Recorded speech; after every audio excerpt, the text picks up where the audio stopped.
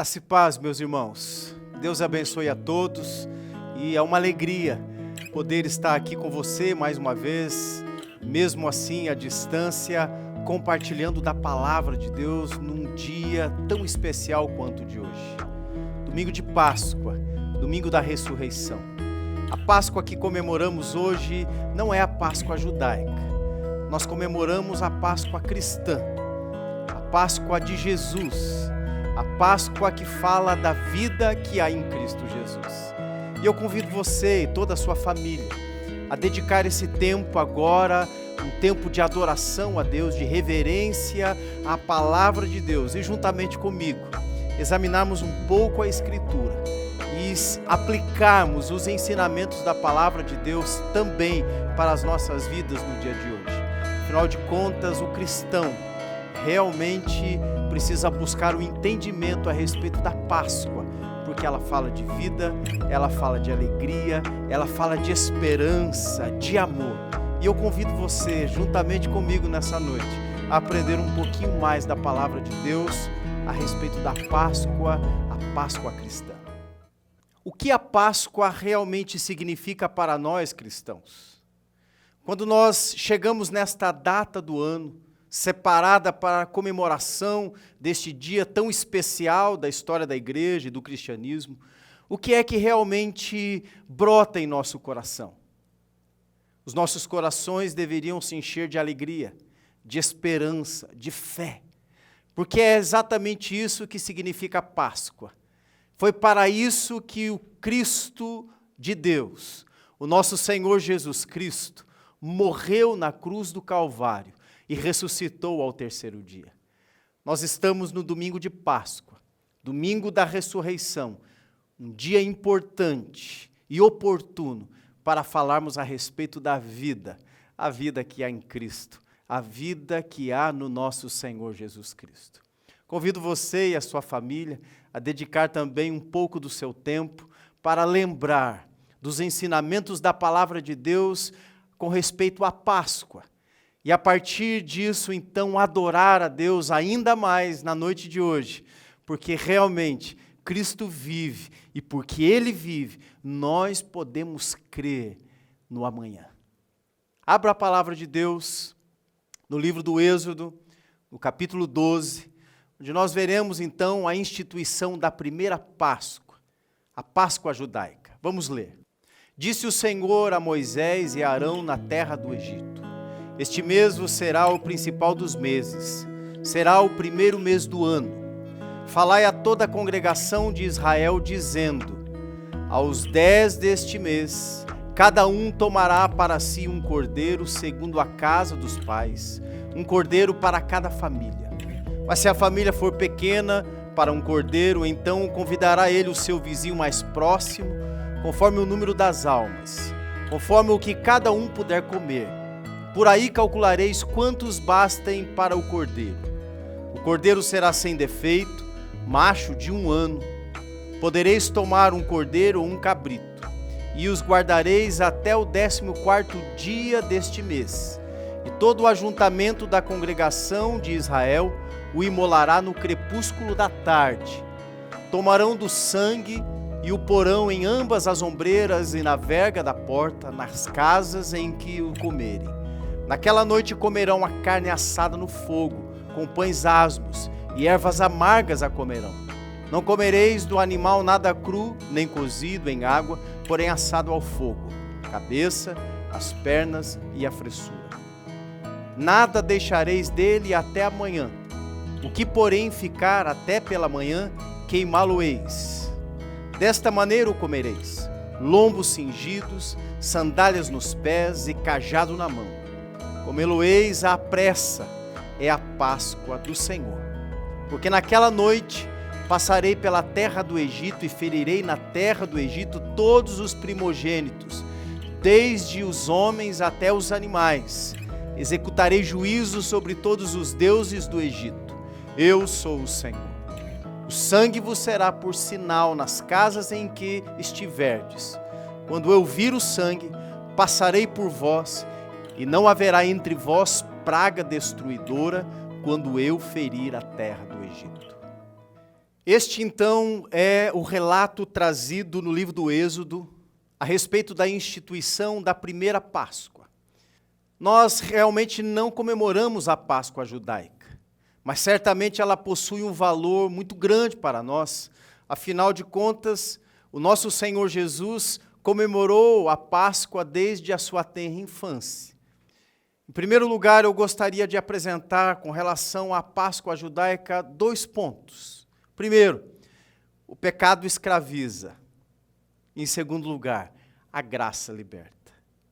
Nós vemos aqui que, no início, a nação judaica viveu muito bem naquele lugar.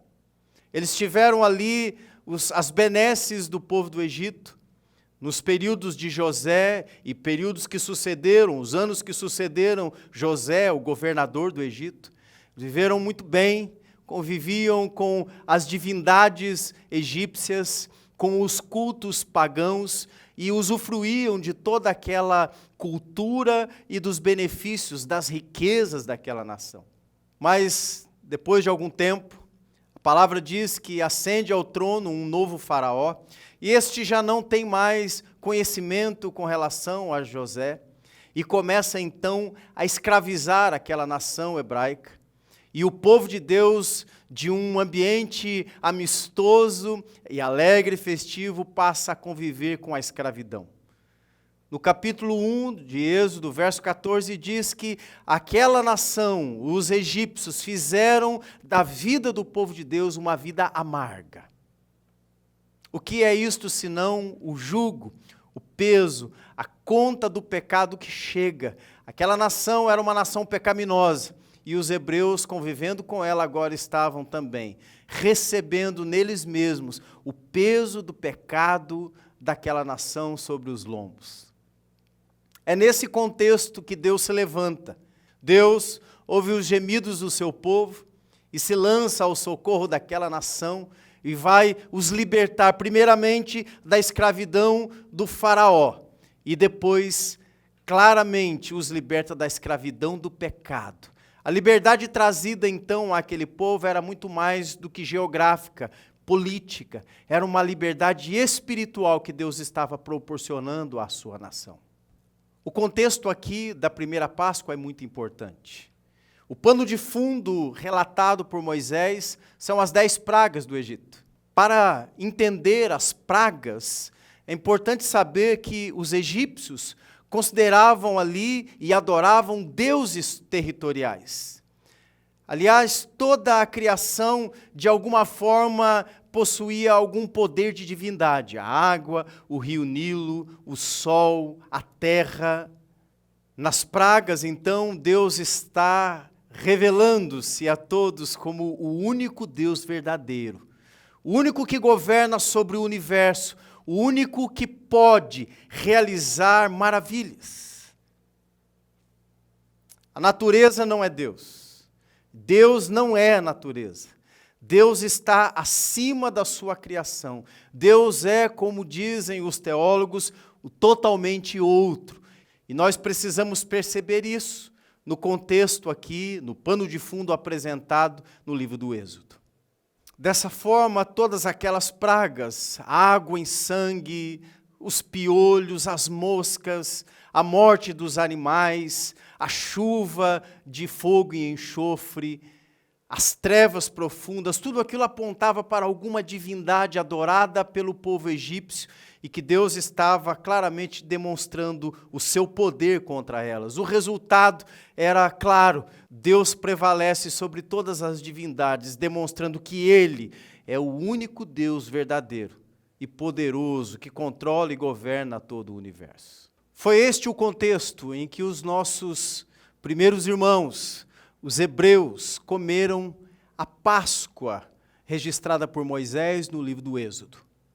Ao invés da morte de primogênitos, um substituto foi colocado entre eles e Deus.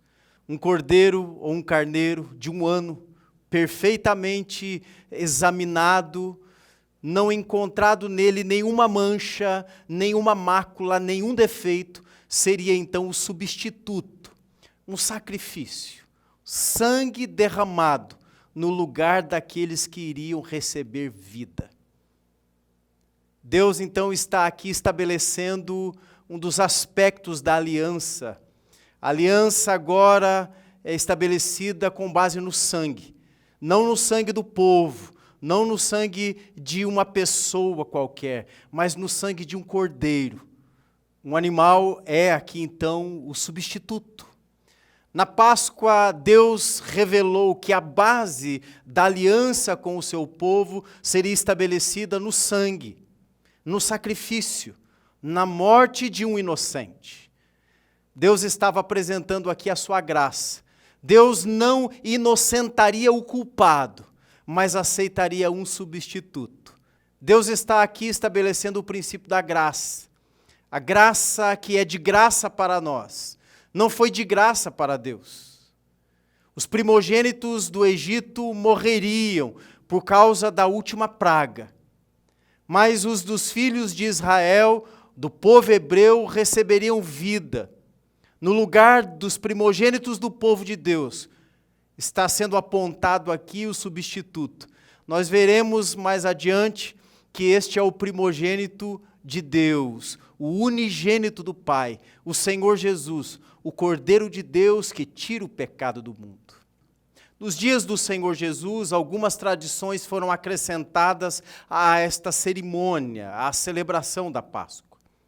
Os animais já não eram mais examinados em casa, e sim pelo sacerdote ou por sacerdotes no templo, que ministravam ali, sacrificavam aquele animal, e só depois então a família levava para sua casa para servir como refeição. O sangue já não era mais aspergido nos umbrais da porta nem da verga, era derramado na base do altar e ali ficava. Durante toda a cerimônia cantavam-se alguns cânticos, eram cantados ali, eram chamados de salmos de Hilel. Eles se encontram registrados no livro dos Salmos, entre o Salmo 113 até o 118, um grupo de salmos, então, entoados na cerimônia da Páscoa. Então, as pessoas voltavam para suas casas e comiam a refeição, a sua Páscoa, num grupo de 10 a 20 pessoas, numa refeição que agora era intercalada com taças de vinho. A cada elemento da refeição, pão asmo, ervas amargas, o início e o fim, haviam taças, e entre uma taça e outra era declarada uma verdade correspondente à instituição da Páscoa feita por Moisés lá no Antigo Testamento. Vejam que a liturgia ficou mais encorpada. Algumas coisas deixavam aquele momento mais cerimonial, mas os elementos eram os mesmos, a importância era a mesma e o significado também. A Páscoa estava apontando para a redenção. Além dessa refeição familiar, havia também uma cerimônia pública que era presidida pelo principal sacerdote no pátio do templo. O sumo sacerdote daquele ano, então, celebraria uma cerimônia de Páscoa pública e ofereceria ali, então, um sacrifício em favor de toda aquela nação.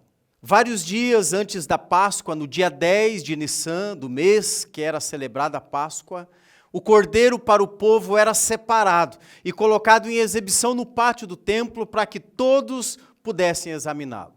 Às 9 da manhã, no dia 14 de Nissan, o mês em que se celebra a Páscoa, como pano de fundo para milhares de sacrifícios de cordeiros para celebrações familiares, o sumo sacerdote conduzia o animal separado para o sacrifício em favor do povo, para a base do altar e o amarrava ali em uma estaca. Este animal ficaria aguardando ali até o horário do sacrifício, que seria aproximadamente às 3 horas da tarde, o horário da imolação. Às 3 da tarde, o cordeiro para o povo era imolado. A sua garganta era cortada e o seu sangue era recolhido, enquanto o sumo sacerdote recitava a fórmula para a oferta pacífica. A palavra de Deus nos ensina que o Senhor Jesus é o Cordeiro de Deus. Ele é o homem sem defeito, sem mancha, recebido por Deus como substituto em favor de cada um daqueles que foram agora feitos filhos de Deus. Este Cordeiro de Deus também foi provado, também foi examinado. E ao olharmos e passearmos pelos evangelhos, nós vamos perceber escribas, saduceus, fariseus, testando o Senhor Jesus, armando ciladas, tentando de alguma maneira pegá-lo em alguma falta, mas nele não foi encontrado pecado algum. Ele também foi examinado pelos tribunais humanos. Ele foi levado a Anás, foi inquirido por Caifás, foi levado perante Pilatos, que depois de examiná-lo declarou assim: eu não acho nele crime algum. Como se não bastasse, um exame ainda mais perfeito foi feito na cruz, pendurado na cruz, diante dos olhos daqueles que o traspassaram. O céu se fez trevas, o véu do templo rasgou de alto a baixo, um terremoto abalou a cidade, os mortos ressuscitaram, e os soldados declararam verdadeiramente: este era filho de Deus. Jesus, o Cordeiro de Deus, foi encontrado por Deus perfeitamente habilitado para ser o nosso substituto. A Páscoa nos ensina que um preço foi pago. O Cordeiro morreu para que nós pudéssemos ter vida. O nosso Senhor Jesus pagou este preço. Nós não podemos nos esquecer disso neste dia tão especial para nós. Nós não podemos fazer com que a Páscoa se torne uma mera troca de chocolates ou uma ceia comunitária. A Páscoa é muito mais do que isso. A Páscoa aponta para a nossa liberdade. A Páscoa aponta para a vida que está em nós agora, vida de Cristo em nós. Às 9 da manhã, enquanto o sacerdote caminhava com a cerimônia para imolar o animal separado para o povo, o cordeiro para o povo, o Senhor Jesus estava também caminhando na Via Crucis e sendo ele mesmo pregado. Enquanto aquele animal estava sendo amarrado no templo, numa estaca, Jesus estava sendo pregado na cruz do Calvário.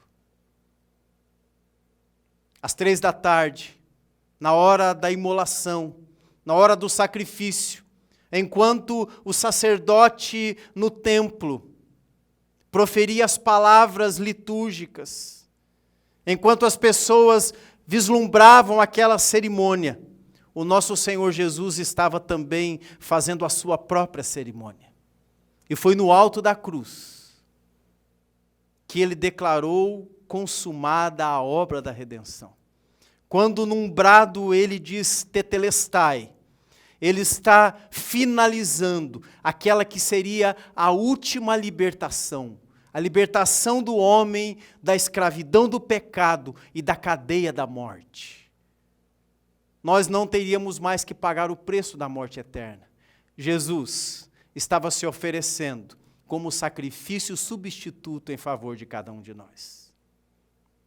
Nosso Senhor Jesus não apenas comemorou e celebrou a Páscoa com os seus irmãos, os seus discípulos. O Senhor Jesus encarnou a Páscoa. E eu gostaria de aplicar esta mensagem aos nossos corações na noite de hoje, lembrando algumas coisas para as quais a Páscoa está nos apontando. A primeira lição que recebemos aqui diz respeito ao pecado. A Páscoa revelou que o pecado vai muito além de erros pessoais, de fracassos morais. O pecado tem a capacidade, o poder de escravizar-nos. Muitos de nós têm consciência de pecados, de falhas, de quebras da lei, mas nós não temos muitas vezes consciência de que o pecado produz em nós nódoas, manchas em nossas vidas que só o sangue de Cristo pode limpar. A Páscoa mostrava a Israel e mostra a nós hoje que o pecado escraviza, que a servidão a este algoz, a este verdugo pode ser desprovida de alegria. É verdade que a princípio nós temos sim contentamento nas coisas pecaminosas, mas assim como aconteceu com o povo de Israel no Egito, ao longo do tempo o pecado mostra as suas garras e cobra esta conta, e o seu fardo é pesado, e o seu jugo é realmente doloroso. O pecado faz a nossa vida se tornar algo amargo. Não existe nada que possa nos libertar desta escravidão, além do sangue de Cristo.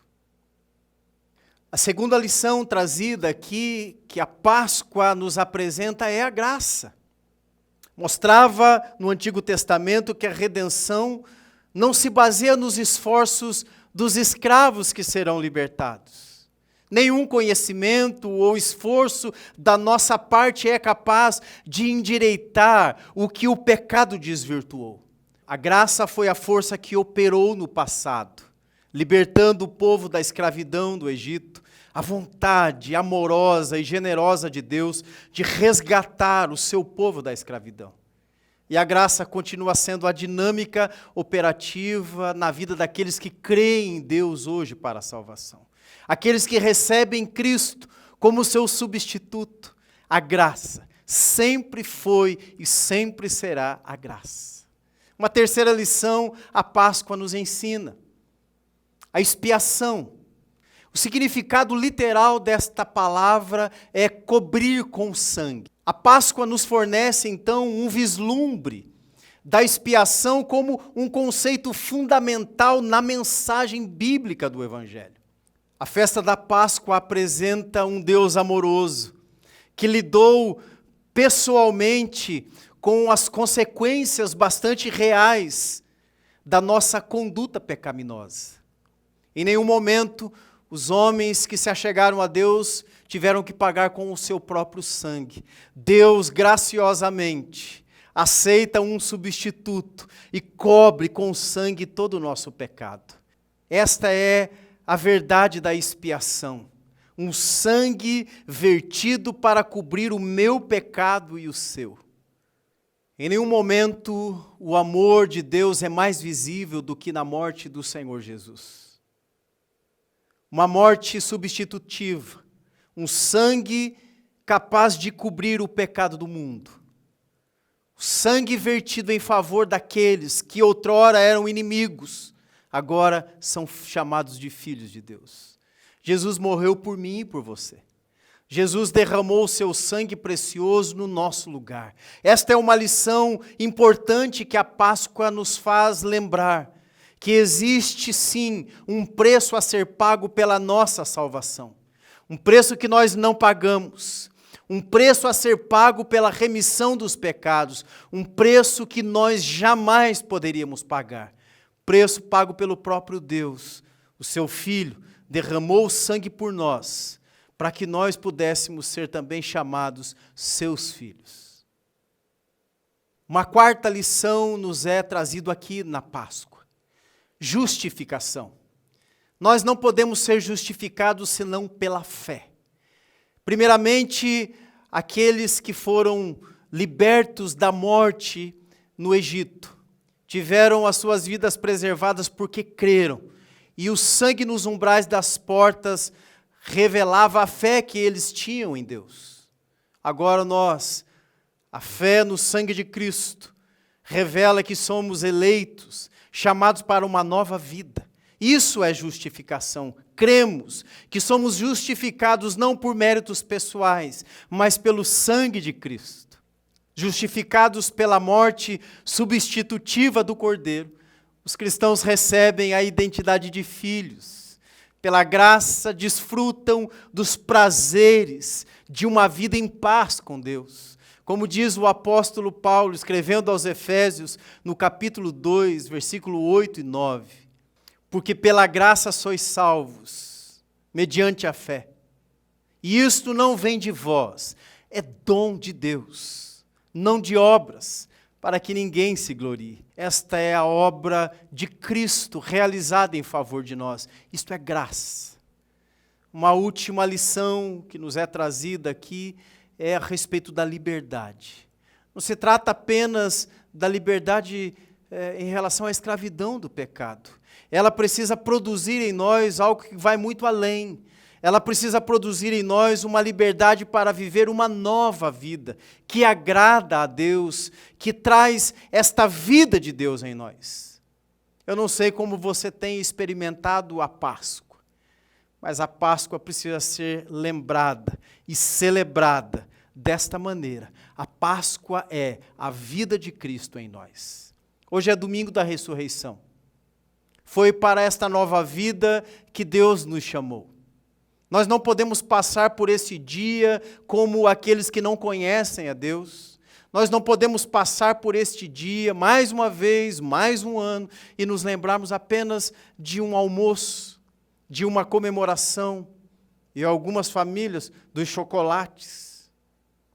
Nós precisamos celebrar a Páscoa bíblica, a Páscoa cristã, que fala da ressurreição, que fala da liberdade para vivermos essa nova vida. Nós não viveríamos se Jesus não tivesse morrido por nós. E esta nova vida, que nos foi dada em Cristo Jesus, que precisa encher o nosso coração de esperança, de fé, de amor, um coração pronto para a adoração a Deus, um coração pronto para a celebração. Ao invés da culpa pelo pecado, nós temos a alegria de gozar a paz com Deus. Eu gostaria de encerrar essa meditação com a afirmação que enche o meu coração de alegria e certamente encherá o seu. A morte não pôde tragar o nosso Senhor. No terceiro dia, pela manhã do domingo, domingo da ressurreição, algumas mulheres foram à sepultura e o corpo não estava lá. Jesus não estava mais entre os mortos. Ele ressuscitou. E a sua ressurreição faz de nós também ressurretos para a glória de Deus. Nós não somos mais escravos da morte, aprisionados por este aguilhão. Nós somos agora libertos pelo sangue de Cristo e ressurretos na ressurreição do nosso Senhor Jesus. Porque Ele vive, nós podemos também crer no amanhã. A mensagem da Páscoa é uma mensagem de esperança, uma mensagem de vida, de paz, de alegria para o nosso coração. Celebre a vida, celebre a alegria, celebre a Páscoa cristã. Não viva como os ímpios, não viva como aqueles que não conhecem a Deus. Viva como aquele que reconhece a graça que foi derramada sobre a sua vida. Que Deus te abençoe, que Deus guarde o teu coração e que esta palavra encontre um lugar especial dentro dele na noite de hoje.